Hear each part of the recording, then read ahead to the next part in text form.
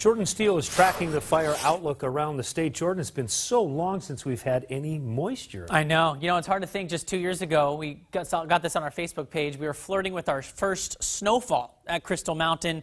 Today it's been the complete 180, right? Anything coming out of the sky is ash. We've had a lot of that coming down Puget Sound, all across Pacific Northwest. This smoke is vast. We're talking a huge swath of smoke coverage from Washington through Oregon, Northern California, Idaho, western Montana, and it's continuing to spread east, and then in our case, west as well. So our air quality has been deteriorating because of that. Our air quality alert goes until 10 a.m., at least in western Washington area, but that might be extended because I'm not seeing a huge shift in the winds until about Thursday. But look how big this is. I mean, everybody is impacted from these fires in Washington and Oregon. So what we need is we need rain. We need the wind to just stop, right? We need higher humidity to maybe help the firefighters a little bit. So let's focus on humidity. This is what we're looking for, the green color. This is a really cool tool. We have UW high resolution model on relative humidity. That green we need over here where the fires are in the Cascades. We start to see increased humidity in Puget Sound, but then it kind of goes away and it flirts with us a little bit. By the time we go into your Thursday, we start to see some of that spill over.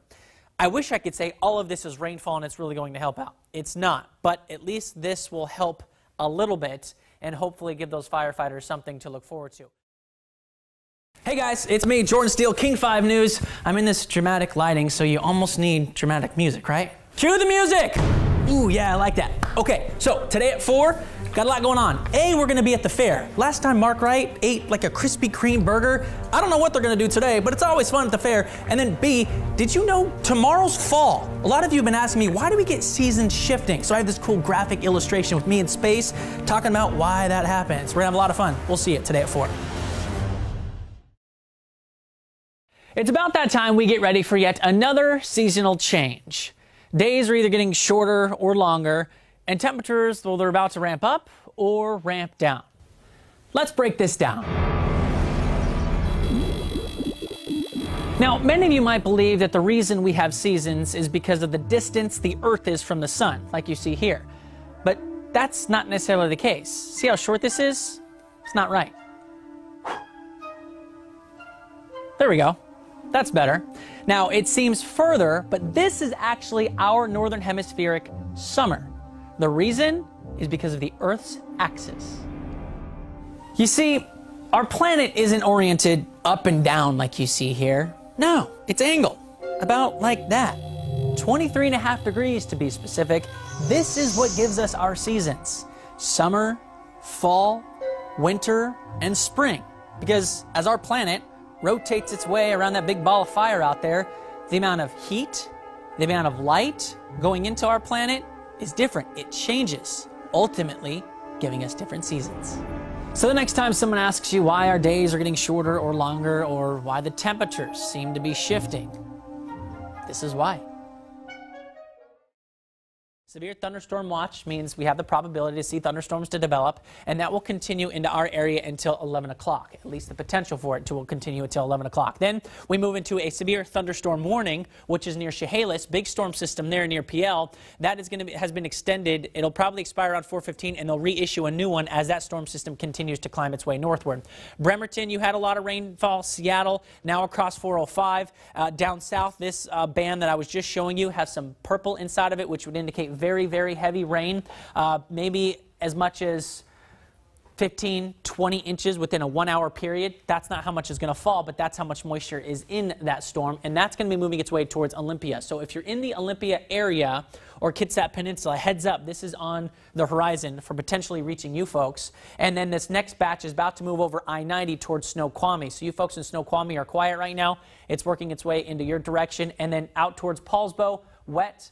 This storm, the leading edge, is moving up towards Oak Harbor, Everett, Silver Firs, Marysville. You get the idea. So it'll be moving its way over the next couple of hours. So we know the temperatures are going to be climbing. We've got 80s today, 90s tomorrow. The real question, will it hit 100? Ooh. I've got my handy dandy. That doesn't look very scientific. This is very scientific. This is how we get all our meteorological answers, questions answered. So the question is, will we hit 100? I know you can't read it, but it says signs point to yes. I didn't actually give me. I mean, No, that's that's actually the real what happened. deal. That's a real deal. Who would doubt the 8 ball? That's exactly right. So, the best chance will be Thursday. Let's get to your graphics. Give you an idea of what we're looking at over the next 24 to 48 hours.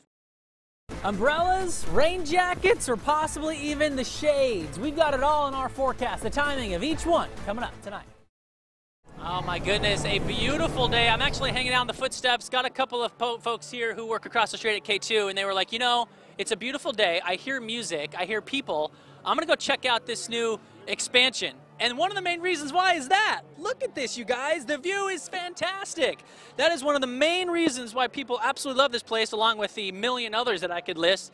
But man, it is so nice. So we talked temperatures. I'm glad that today really panned out. Whew. Talking about a really nice warm-up on the day you need it to be, and it showed up. So let's start with a look at that temperature change. Miles per hour. This will show you this graphic of what that means. Here's Cat 2, 96 to 110 miles per hour. This is a graphical indication of what that might look like. Of course, you upgrade that Cat 3 storm, then you get into major hurricane status, and of course, this one landed as a Category 4 hurricane. We'll track it and let you know where we think it'll go, show you that spaghetti plot, and then focus in on our weather here locally when I get back. But first, not too far away, Houston. I have family in town, and I actually FaceTimed them earlier this evening. Here's what they had to say. Tell Mark what you told me, because I told you guys should drive away, but you said no. We said no. Well, in the area that we're at in Houston, we're on the southwest side. It doesn't get a ton of flooding. There's other areas that get a lot more flooding. And we actually wanted to check out our first hurricane. So. But Velvet, when your meteorologist's son tells you in his professional opinion to get out of town, what are you thinking? He did. He did tell us to get out of town. Okay, we were talking about gardening weather, and Cisco is saying, you know, we need a dry day. Is it We coming? do. Tuesday for sure. I'm hoping to get a couple of dry days as we approach the weekend. I think Cisco might be my new favorite person. I could watch you talk all He's day. the best. He's the absolute best. I should get into gardening now. Yes. Had no interest. Now I do. All right, out in Everett, shout out to you folks. Cloud cover, yes, still persistent, but we don't really have too much rainfall. It's actually drying up just a bit.